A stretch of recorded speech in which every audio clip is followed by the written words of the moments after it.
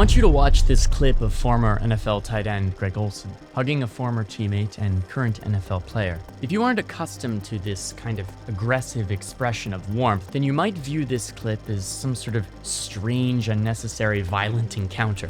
On the point, there are certain people I know who don't understand the purpose of many sports. Admittedly, I've seen satirical content poking fun at the types of people who find interest in these primal activities. To be clear, it's not necessarily all sports that receive this derision. It's the ones that feed most intensely into this masculine primacy. Why are people attracted to these violent, meaningless games where people tackle each other, check one another, physically beat each other up, where people get hurt? Why do they do it? And why are spectators so fascinated by it? This video is not just designed for the person who intuitively taps into a state of appreciation for aggressive competition. Rather, I'm looking to attain this appreciation from those who would otherwise cast aside the quote-unquote violent sports as not really their thing. In this video, I'm going to be talking about sports. However, I plan to do a follow-up drawing a connection between harnessing of male aggression seen in athletics and a yearning for a similar type of activity in schools. I'm going to discuss my hypothesis for why we see men statistically bailing out of academic pursuit and how that connects to a lack of societal understanding regarding the aims of masculinity. For now though, let's talk sports. First things first, I draw a distinction between masculine and feminine sport. What is the difference? In short, to me, it all comes down to the sport's primary features. Gymnastics, for example, is a more feminine sport compared to American football, because the primary features of gymnastics include flexibility, grace, and form. This is even accentuated on the women's side of the sport, where you have women perform the floor routines to music, where the men do not. The men, on the other hand, execute a pommel horse routine, something that specifically caters to upper body strength. The women do not. So even within the sport, there are differences between the men's and women's versions that make it more feminine or more masculine. Unsurprisingly, women's gymnastics is much more popular due to the sport's feminine construction being in line with the participants. This point of popularity is going to come up again, but first let's talk about the central ethics of masculine sport. One of these is a drive toward dominance and power. To those of you who are philosophically minded, this may elicit thoughts about Nietzsche and his will to power. And in many ways, that's exactly what we're talking about. Nietzsche proposed that we should have a particular kind of relationship with struggle and obstacle. While philosophers like Schopenhauer may have advocated for an ascetic way of living, eliminating one's suffering through an abandonment of desire, Nietzsche thought we should embrace suffering as an essential part of what leads us to achieve growth and ultimately a state of power. As viewers, we get excited when watching one athlete exert this power over another. It's why people are so enamored with fights and big hits. It's why there's a whole linguistic expression dedicated to someone getting posterized.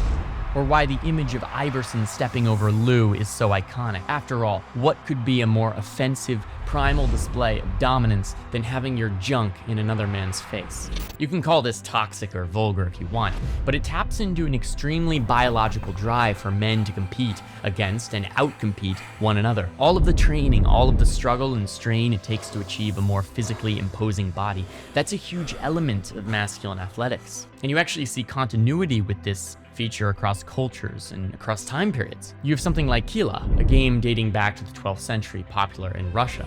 Hopefully I'm pronouncing that correctly. For those of you who haven't heard of this game, it looks like this.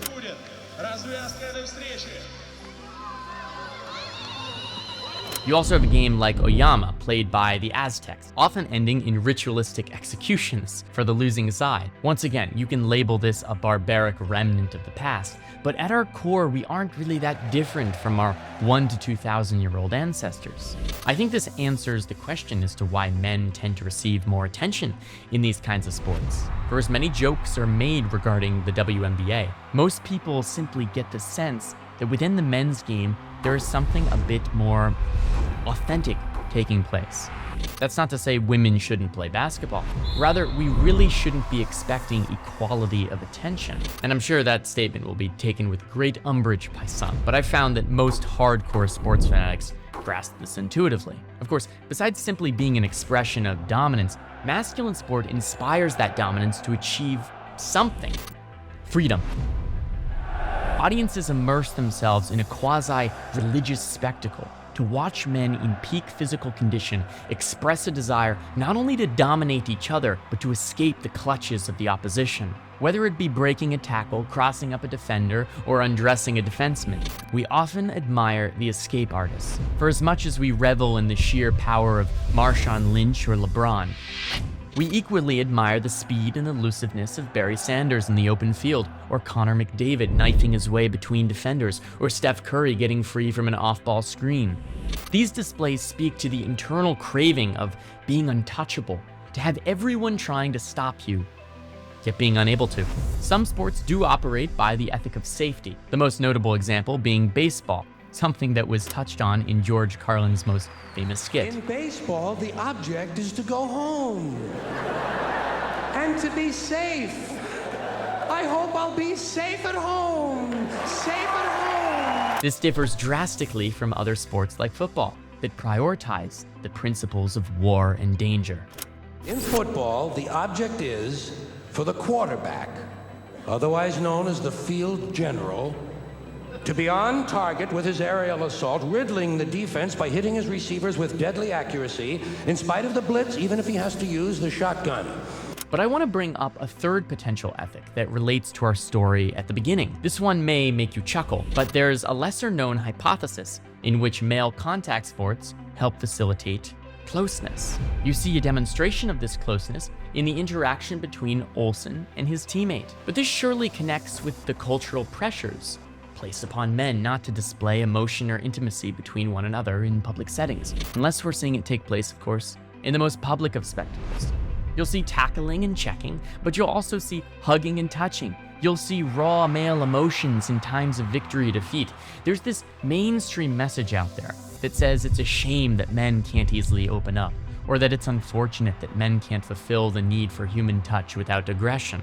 These folks tend to think that the more ravaging elements of masculinity are regrettable. To some extent, it is unfortunate that men don't feel the freedom to initiate this contact outside of a competitive context. And again, one of the incredible phenomena found within men's competition is the resolution following heated conflict. It's well known psychologically that following a fight, men more often exhibit friendly gestures compared to women. The most extreme and remarkable example of this, perhaps, is the Christmas truce of 1914, during the days of trench warfare in World War I, where men on opposing sides crossed enemy lines to participate in a celebration of the holidays, drinking, games, and conversation. These are people that earlier in the day may have been trying to kill one another, but in those brief moments, differences were put aside, carols were sung, times were shared. While many view the human connection men experience through violence as a defect within masculinity, I see it as quite an important and underappreciated feature. So in many ways, these are the occasions in which men can, in a socially permissible way, fulfill needs to be touched and held. Of course, within this physical contact, there's also dominance being displayed. I want you to watch this clip of one player, Giannis Antetokounmpo, putting an arm around the Celtics' Jaylen Brown during their second round clash earlier this year. If you're not a basketball fan in any way, to provide a little context, Giannis is probably one of the top 3 players in the league right now. And on the other hand, Jaylen Brown is pretty darn good, but he's not Giannis. So Giannis fouls Brown pretty hard, and as Brown gets back up, Giannis attempts to put a hand around Brown's shoulder. And you can see the response here.